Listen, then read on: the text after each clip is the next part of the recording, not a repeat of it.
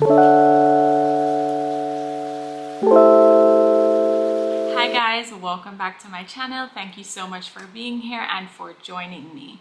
So today I will be speaking about my first trimester and my experience of it.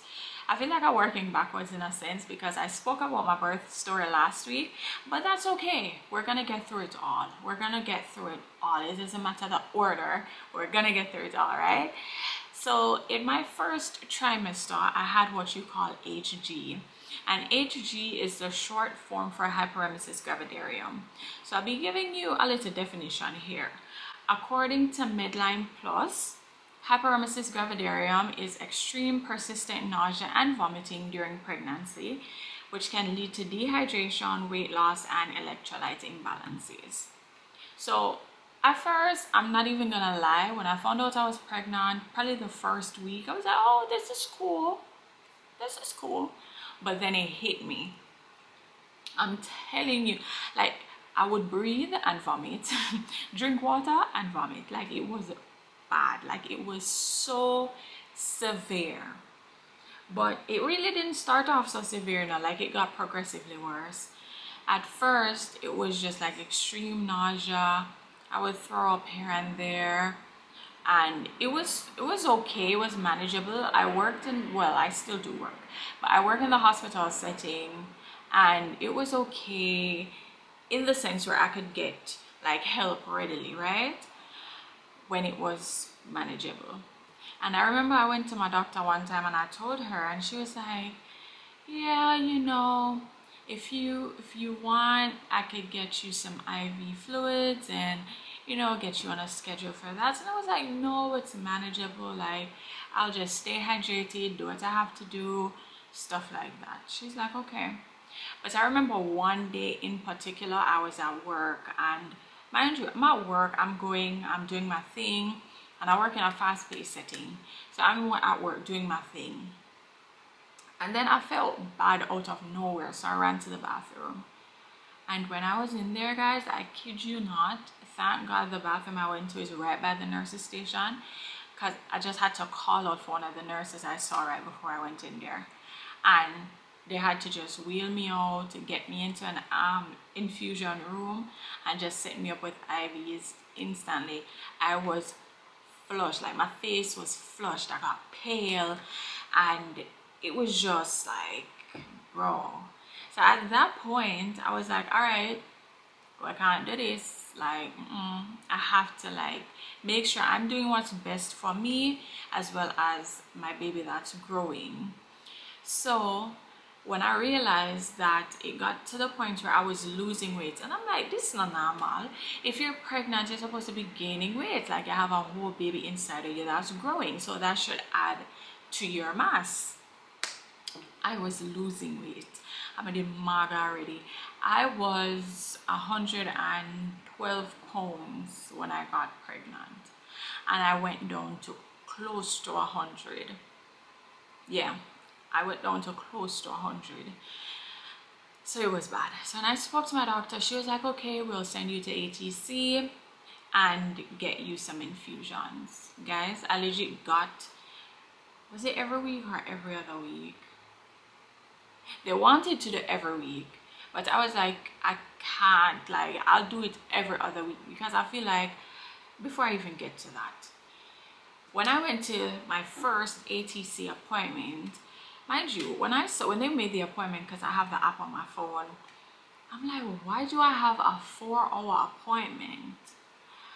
Anyways, I was like, all right, I'll go. Probably they just block out the 4-hour slot just in case. The infusion took 4 hours, so I got 2 bags. I got a regular saline drip, sodium chloride, and I got a banana bag. So a banana bag is basically sodium chloride with vitamins and minerals added. So it was 2 hours per bag. But after I did these infusions, I felt better because I was dehydrated. But I also felt so swollen, so I didn't like it to do it every week. So I asked my doctor if I could do it every other week, and she agreed, and so I had to do that. I want to say for about 2 months. Yeah, because my first month of the first trimester, I tough it out. I was like, all right, I'm just going to keep hydrated. I'm gonna do what I have to do. So after my third trimester, jumping the gun. After my first trimester, I started slowing down. It didn't stop abruptly, unfortunately. It just started slowing down, and there were still things I could not eat during pregnancy. So if you know me, you know I'm a seafood kind of girl, but I had to stay away. I had to stay away from curry.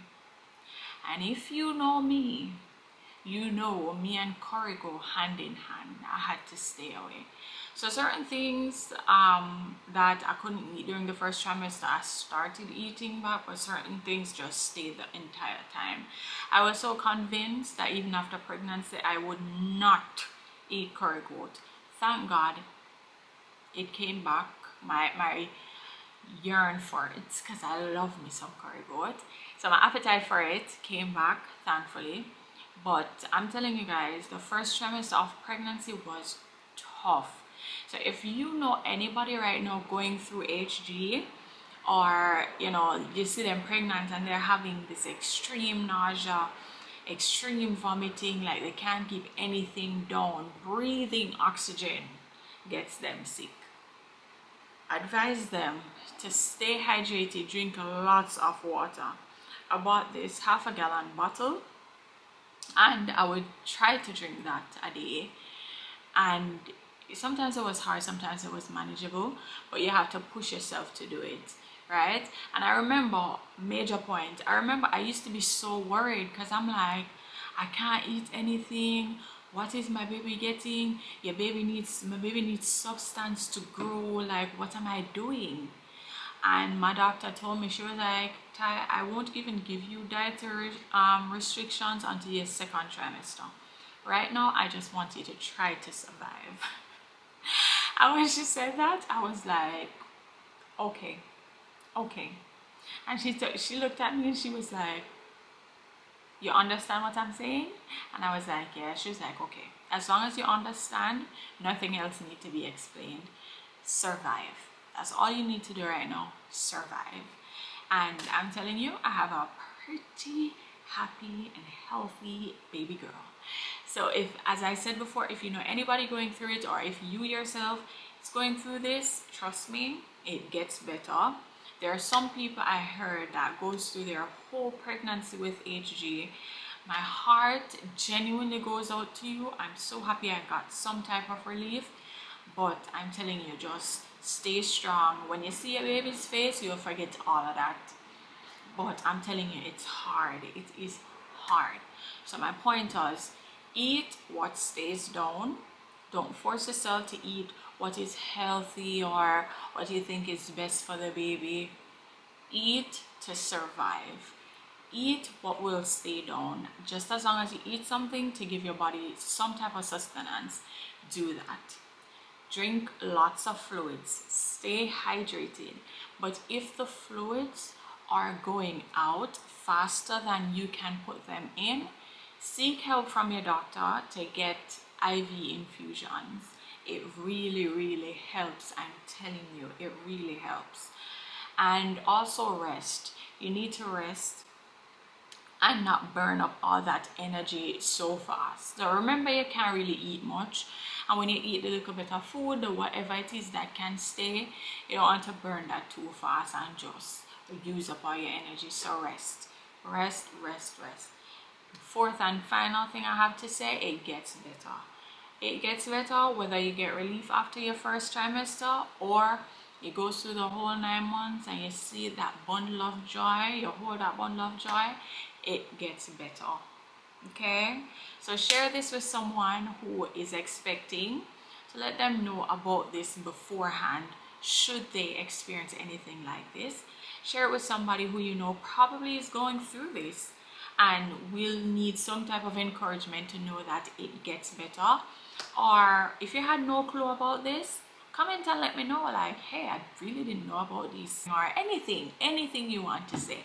But thank you so much for joining me. Thank you so much for being here. Don't forget to like this video, share it with a friend, subscribe to my channel, and stay tuned. See you again on Sunday.